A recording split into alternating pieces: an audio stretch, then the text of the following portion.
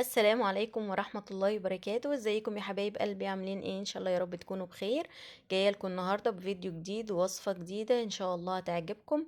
هنعمل النهارده كيكة جوز الهند الخطيرة بطريقة حلوة قوي وسهلة جدا، من اطعم واجمل الكيكات اللي هتجربيها وتعمليها، وان شاء الله هتعجبك وهتعجب كل البيت.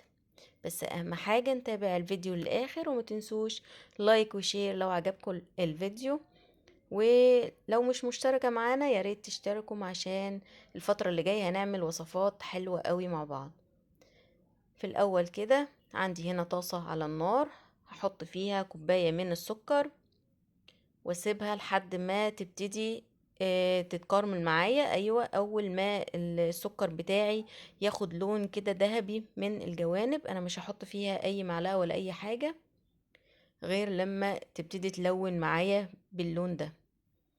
هبتدي ان انا اقلب بقى السكر بتاعي كده واكرمله معايا عشان السكر كله يدوب زي ما انت شايفة كده قدامي، طبعا على نار متوسطة.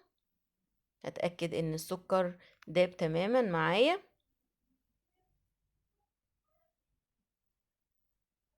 كده تمام خلاص اهوت، وصلت القوام اللي انا عايزاه.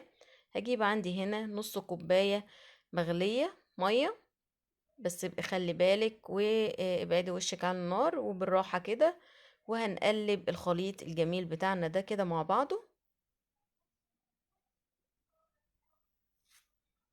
اول ما يبتدي يغلي معايا هضيف كيس من الفانيليا اهو، وهديله تقلبتين وهطفيه على طول. ده كده عملت الطبقة الاولانية للكيك اللي هي طبقة الكراميل. تمام قوي كده. هجيب عندي بقى الصينية بتاعتنا بالشكل اللي انت شايفاه ده، او ممكن تعمليها بصينية عادية جدا زي ما انت حابة. هبتدي ان انا انزل الكراميل بتاعنا كده في الصينية، وابتدي ان انا ادهن حواف الصينية كده بالكراميل. تمام قوي زي الفل. هسيبه بقى على جنب علشان اعمل الخليط بتاعي.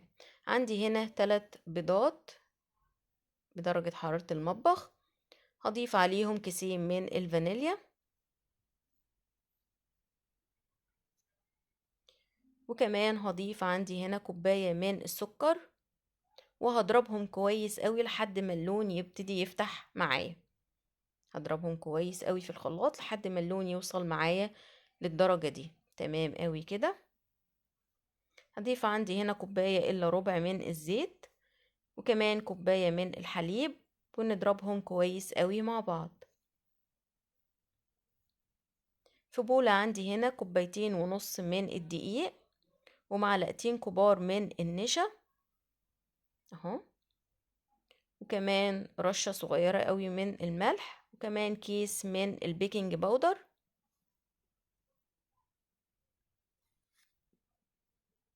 رشة الملح، واقلب الكلام ده كله مع بعض. يا ريت واحنا بنعمل الوصفة تكون الكوباية بتاع المقادير كلها واحدة. يعني انا استعملت المج بتاع الشاي العادي الموجود في كل بيت. هنزل بقى بالخليط بتاعي على الدقيق والنشا، وهبتدي ان انا اقلب بقى كويس قوي كده الخليط مع بعضه لحد ما اتاكد ان الدقيق كله ما بقاش موجود.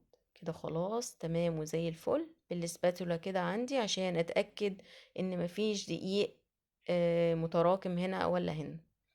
تمام زي الفل.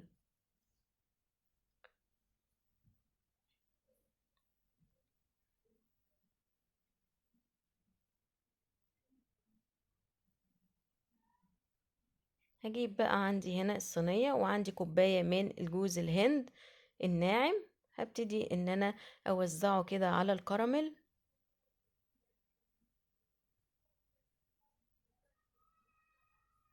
زي الفل.